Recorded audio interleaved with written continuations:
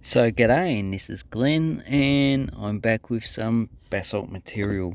So what we are looking at today is something we called amygdal. And the actual rock name is amygdaloid. So that is where a cavity in basalt, they're called vesicles, have been infilled with crystals. So I'm not too sure what type of crystals these are, but they're white, so it's probably something like calcite. It could be quartz. Um, it could be chlorite, but unless I do a mineral analysis, I'm not too sure. You can do a hardness test.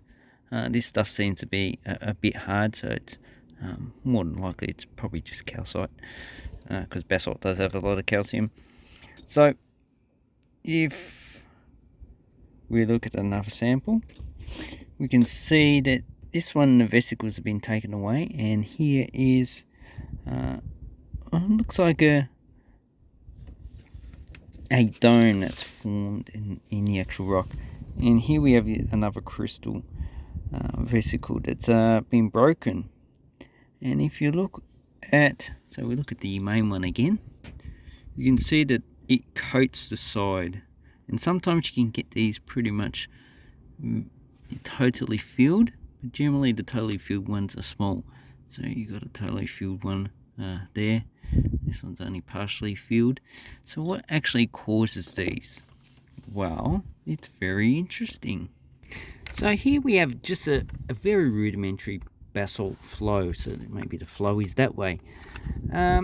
So on the top of it, we have vesicles, because basalt has a lot of gases, and the gases want to come out. So as the top part of the lava flow cools very quickly, the gases get trapped in the actual flow, and they're not, see, each of these vesicles obviously is not separated. They are pretty interconnected, especially on the top part of the flow.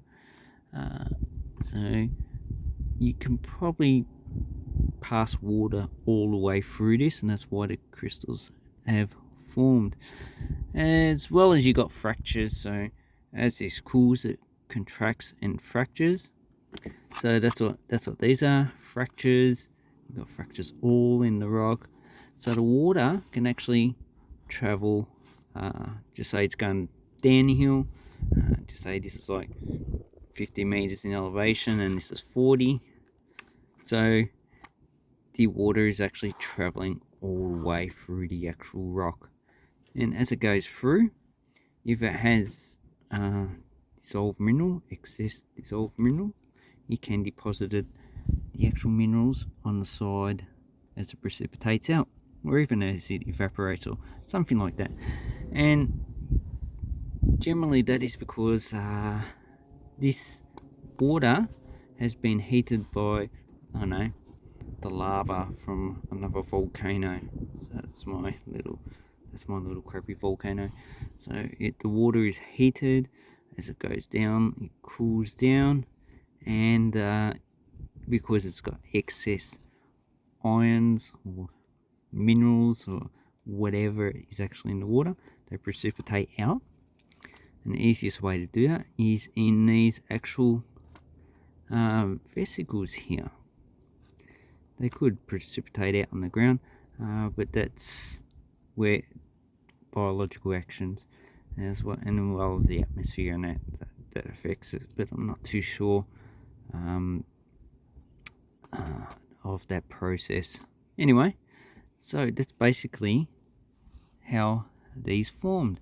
It's just water going through the rock that's being heated, and it has an excess mineralization, so too many minerals, and as it cools down it can't hold those minerals, so then it deposits on the actual side of the vesicle. So, and sometimes you can get quite a lot of them.